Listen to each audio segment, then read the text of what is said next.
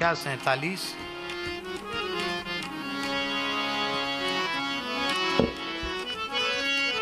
गोस्वामी जी की कृतियों में गीतावली अपने आप में अद्भुत है। संपूर्ण रामचरित्र, बालकांड, अयोध्या कांड, अरण्य कांड, किष्किंधा कांड, सुंदर कांड, युद्ध कांड, उत्तर कांड पूरा है।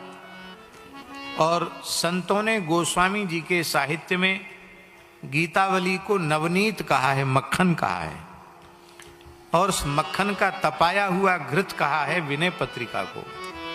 तो बड़ा अद्भुत है, नवनीत है ये ठाकुर जी को बहुत प्रिय है। बहुत सुंदर सुंदर रसमय पद।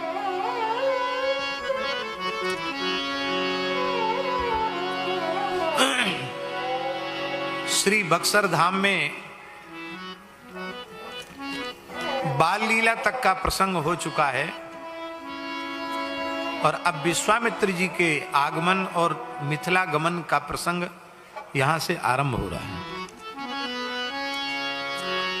चाह गया गोपीनाथ जी का दर्शन, क्या कहें।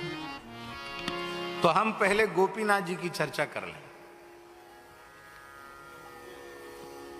पुराणों के अनुसार भगवान कृष्ण द्वैपायन व्यास के द्वारा रचित इतिहास पुराण के प्रमाण के अनुसार भगवान श्री राम का आविर्भाव इस वर्तमान चतुर्युगी के त्रेता में नहीं हुआ। भगवान श्री राम का आविर्भाव 24वीं चतुर्युगी के त्रेता में हुआ है। इस समय 28वीं चतुर्युगी का कलयुग चल रहा है और 24वीं चतुर्युगी का जब त्रेता था तब भगवान श्री राम का अवतार हुआ। रामावतार के समय को लगभग 2 करोड़ वर्ष होने वाला है। पुराणों के गणित के अनुसार 1,85,00,000 और कुछ वर्ष हैं, तो ऐसा समझ लो लगभग 1.25 करोड़ से ऊपर वर्ष का समय रामावतार को हो गया। अब आप ध्यान से सुनना जो हम कहना चाह रहे हैं। 1,85,00,000 और कुछ हजार वर्ष हो चुका है, तो ऐसा समझें कि लगभग मोटा मोटी इतना याद रखें 1.25 करोड़ वर्ष पहले रामावतार हुआ था। आजकल लोगों को 10-11 लाख वर्ष में ही परेशानी हो रही है, लेकिन पुराणों को देखिए तो अनेक प्रमाण है कि 24वीं चतुर्युगी के त्रेता में रामावतार हुआ। उस समय जब भगवान श्री राम चित्रकूट में कामदगिरि पर्वत पर विराज रहे थे, एक दिन की बात है, भगवान श्री राम ने कुछ ग्वालों को, गोपालकों को, गाय चराने वालों को गायों के झुंड के साथ जाते हुए देखा। वो सब मोर पंख लगाए थे, पगड़ी बांधे थे, बांसुरी लिए थे, लकुट लिए थे। और आपने देखा होगा आज भी गांव की संस्कृति में चरवाहे बिना सिखाए किसी के बांसुरी बजाते, आज भी संस्कार ऐसा है। तो बांसुरी लेकर के घुंघची और वन्य पुष्पों का श्रृंगार ये सब धारण करके गायों को लेकर जा रहे थे। लक्ष्मण जी कंदमूल फल लेने के लिए गए हुए थे। श्री किशोरी जी के सहित रघुनाथ जी विराज रहे थे। अकस्मात उन ग्वाल वालों को गैया चराते, गायों के झुंड को ले जाते हुए देख करके भगवान श्री राम बहुत आनंदित हो गए। मंदस्मित तो सदा उनके मुखारविंद पर शोभायमान रहता ही है। आज वह आनंदातिरेक में अपने को रोक नहीं पाए और वे बहुत प्रसन्नता पूर्वक हंसने लगे। तो श्री किशोरी जी ने पूछा कि भगवान, मंदस्मित तो उस समय भी आपका था जब राज्याभिषेक के बाद वनवास की घोषणा होगी, उस समय आप मंद मंद मुस्कुरा रहे थे।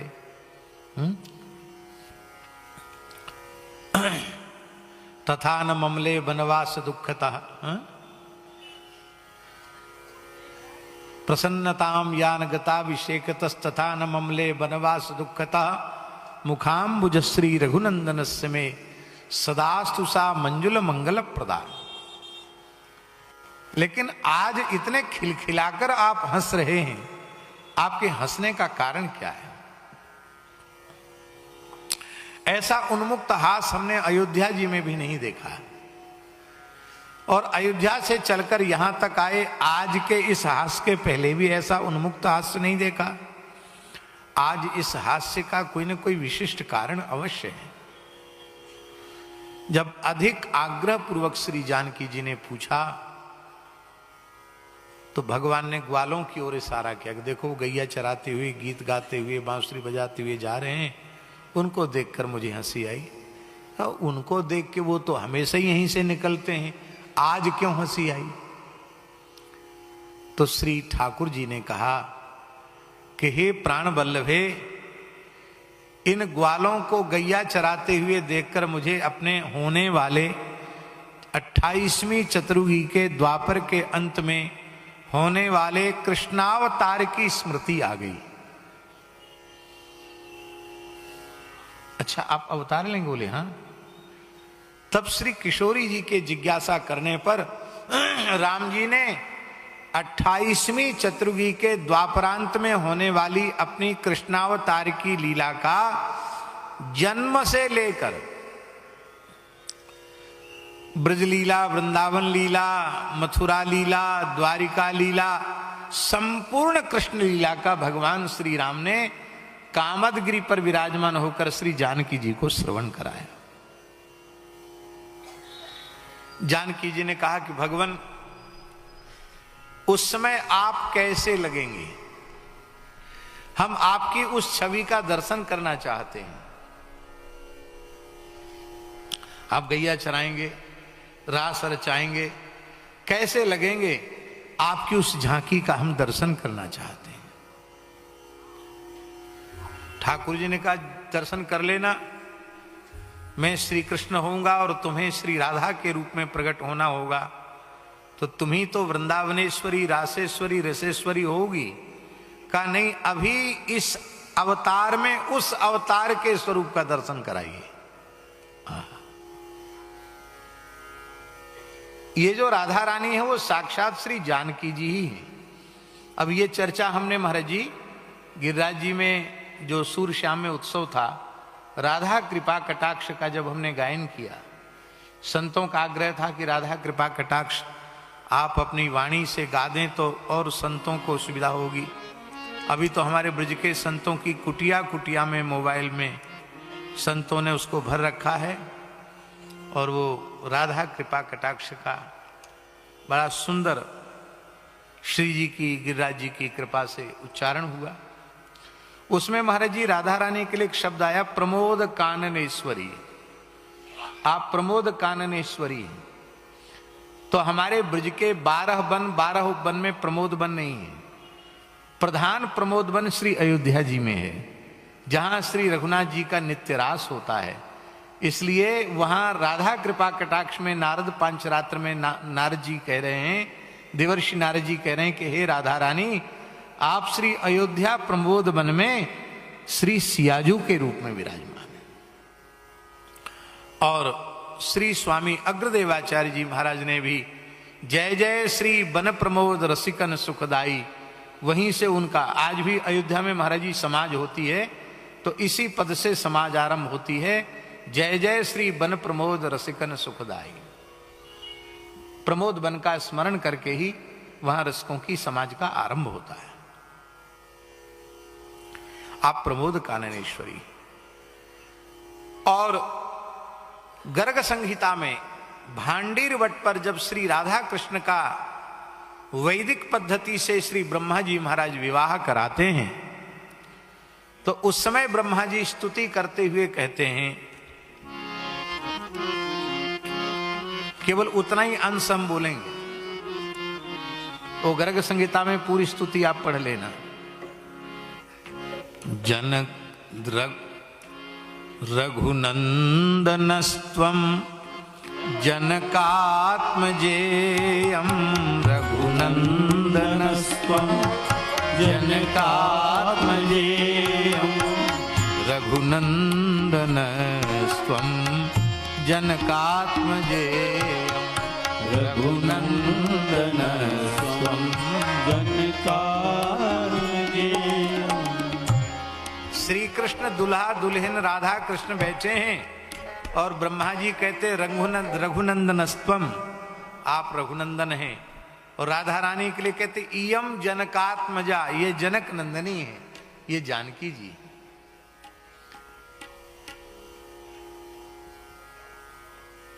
वस्तुतः सैद्धांतिक रूप से भगवान 10-20 हो नहीं सकते, भगवती भी 10-20 नहीं हो सकती। एक शक्तिमान है और एक ही शक्ति है। महाराज जी भगवान सर्व समर्थ हैं, हम सब मानते हैं, किसी को कोई शंका संदेह नहीं, किसी को नहीं।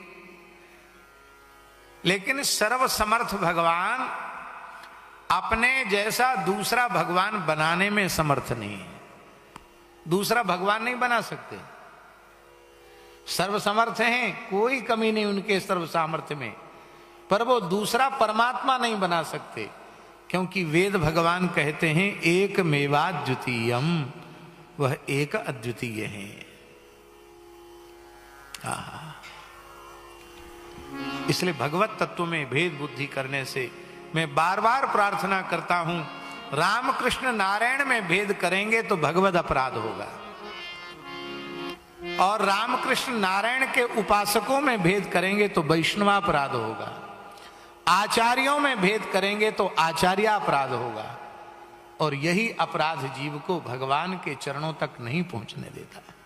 इसलिए भगवत भागवत अपराध से बचते हुए अपनी गुरु प्रणाली से प्राप्त परंपरा से प्राप्त उपासना साधना को करते हुए जीव को पर निंदा पर चर्चा से बचते हुए अपने आराध्य का सभी स्वरूपों में दर्शन करते हुए और साधन करना चाहिए। यही मर्यादा है। तब श्री ठाकुर जी बहुत प्रसन्न हुए जानकी जी के आग्रह को सुनकर के, और श्री चित्रकूट कामदगिरि की ही एक शिला, जैसे हमारे ब्रज में गिरिराज जी की प्रत्येक शिला श्री कृष्ण का स्वरूप है, ऐसे ही हमारे चित्रकूट धाम में कामदगिरि की प्रत्येक शिला श्री रघुनाथ जी का स्वरूप है। जैसे ब्रज में ब्रज के बाहर नहीं जाते हैं गिरिराज जी, ऐसे ही चित्रकूट के बाहर नहीं जाते हैं कामदगिरि भगवान। वहां भी शिला बाहर नहीं जाती, बाहर ले जाती उपद्रव शुरू हो जाता है। गिरिराज जी भी ब्रज में ही विराजते हैं, कामदगिरि भी चित्रकूट में ही विराजते हैं। पर हमारे यहां मलुकपीठ गौशाला में कामदगिरि और गिरिराज जी दोनों एक साथ विराजे हैं, एक साथ विराजे हैं दोनों। हमने कहा जब दोनों आप भाई भाई हो, राम कृष्ण में भेद नहीं तो गिरिराज जी में, कामतानाथ जी में भेद कहां से आया? अब भेद नहीं है तो दोनों भैया एक संग रहो। तो हम तो उठा के लाए, कोई परेशानी नहीं, लेकिन आप उठा के मत लाना कामदगिरि से। हम तो बड़े दिव्य स्वरूप लेके आए। तो श्रीनाथ जी विराज रहे हैं, हनुमान जी विराज रहे हैं, कामदगिरि भगवान और श्री गिरिराज जी भी विराज रहे हैं। तो गिरिराज जी की शिला को, कामदगिरि की शिला को भगवान श्री राम ने अपनी अंक में लिया, गोद में लिया, और अपने तरकस से बाण निकाला और बाण की नोक से शिला में खोद करके श्री गोपीनाथ जी के स्वरूप को प्रकट किया।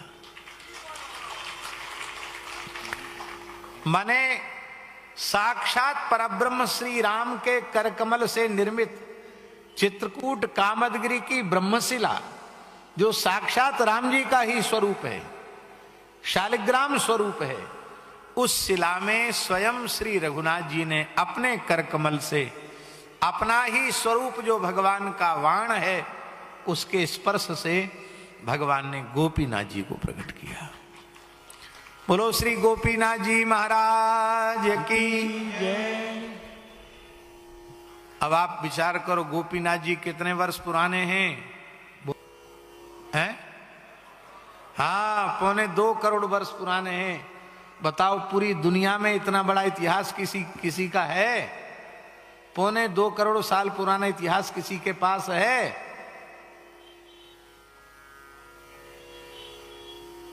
विग्रह प्रकट हो गए तो सेवा।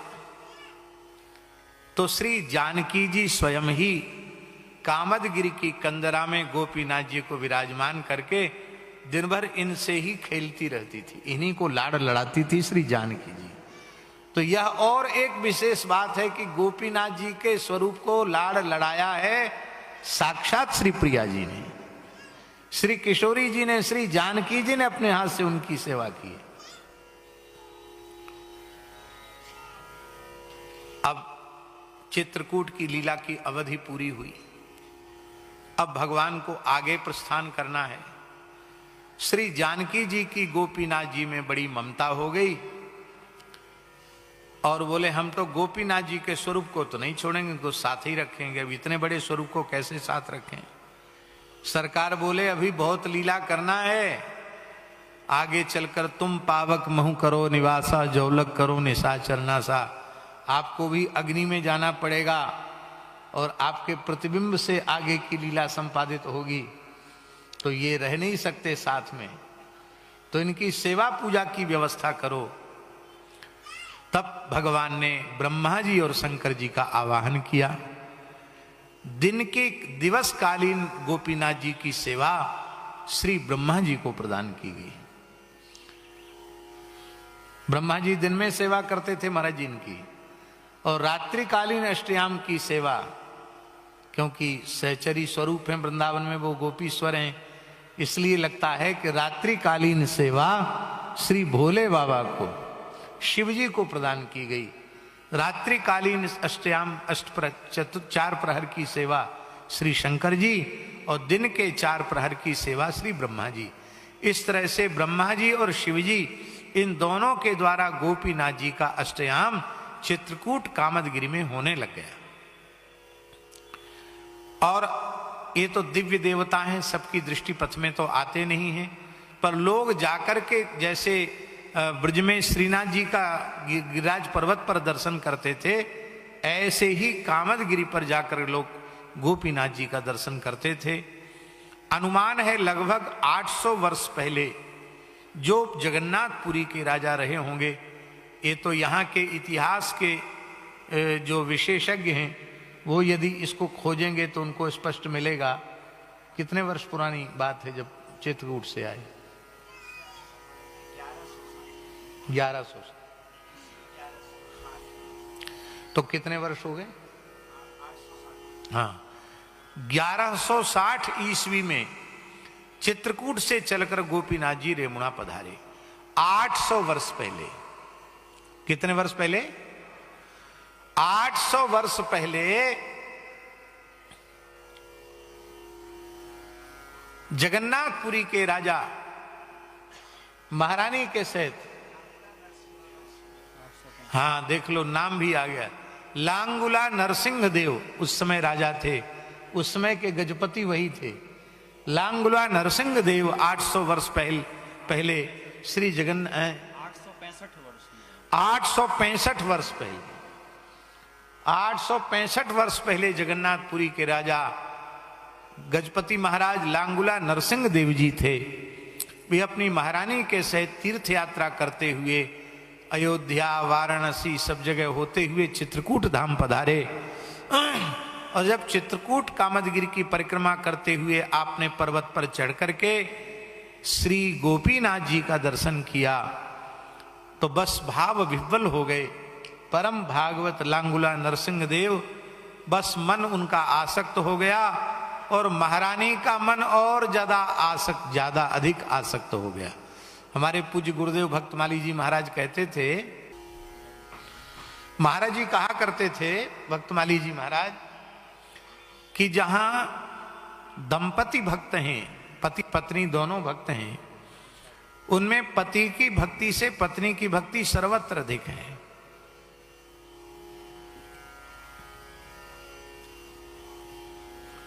महाराज जी लोगों के घरों में देख लो, जहां दोनों ही वैष्णव हैं, दोनों ही भक्त हैं, आपके भी अनुभव में आता होगा, वहां माताओं की भक्ति ज्यादा होती। उसका कारण है कि माताएं भक्ति स्वरूपा ही हैं। सामने प्रत्यक्ष देख लो, झाजी भक्त हैं, इसमें कोई संदेह नहीं है, लेकिन झाजी से उनकी जो गृहिणी है, हमको ऐसा लगता है कि भक्ति में वो झाजी से बहुत आगे हैं। बहुत ही भाव उनका गुरु जी के प्रति, संतों के प्रति ऐसा सुंदर भाव दुर्लभ है। इसी ब्रज में देख लो, ग्वाल वाल ठाकुर जी के संग ही खेलते खाते रहते हैं, लेकिन ग्वाल प्रेम की ध्वजा नहीं कहा, गोपी प्रेम की ध्वजा, गोपियों को प्रेम की ध्वजा कहा। तो दंपति भक्त में पत्नियां भक्ताधिक होती हैं, माताएं भक्ति मती होती हैं, क्योंकि उनका स्वरूप ही भक्ति का है। वो साक्षात भक्ति स्वरूपा ही हैं। तो उनमें भक्ति न होगी तो किसमें होगी? भक्ति के लिए भाव प्रधान अंतःकरण की आवश्यकता है, और भाव प्रधान अंतःकरण भगवान की ओर से माताओं को मिला हुआ है। इसीलिए किसी को नारी देह प्राप्त हो गया हो तो वो सौभाग्य मनावे कि भगवान की भक्ति के लिए इस देह से उत्तम कोई देह नहीं।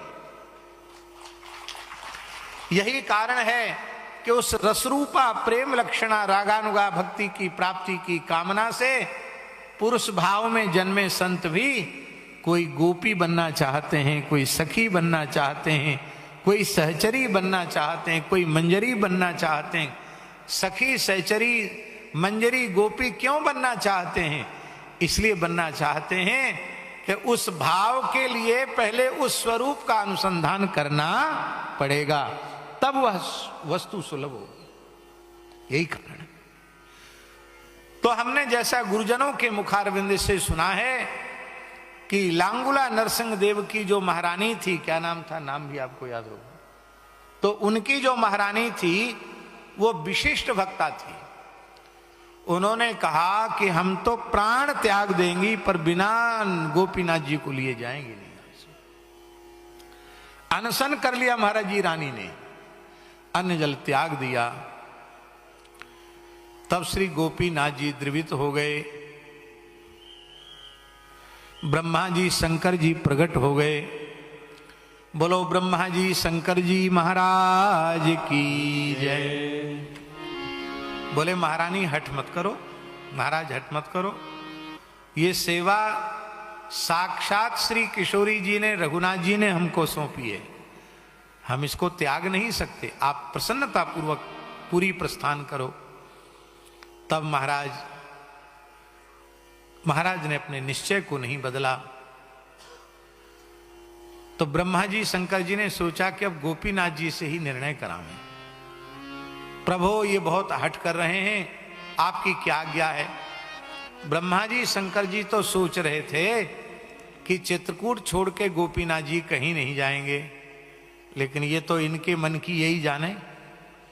गोपीनाथ जी बोले उचित अनुकूल अवसर आ गया है, इनके साथ जाने की ही हम प्रतीक्षा कर रहे थे, ये हमको जहां ले जाना चाहें ले जाएं। अब आपकी सेवा पूर्ण हो गई, अब ये मेरी सेवा करेंगे। तब गोपीनाथ जी वहां से चल करके यहां आए, अभी पुरी नहीं पहुंचे थे। त्रेता में रामावतार काल में भी भगवान श्री राम ने यहां विचरण किया है, ऐसा भी प्रमाण आता है कि रामावतार काल में पुरी जाते समय भगवान ने यहां विचरण किया है। और यहां एक जगह गोपी क्षीरचोरा गोपीनाथ जी के आगे राम जी के द्वारा स्थापित शिव जी भी है, गार्गेश्वर महादेव। और एक जगह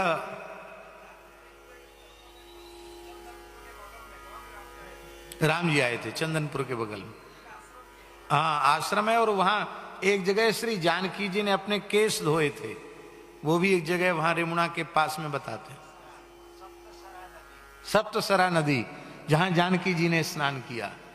तो त्रेता में रामावतार में भी भगवान आए थे।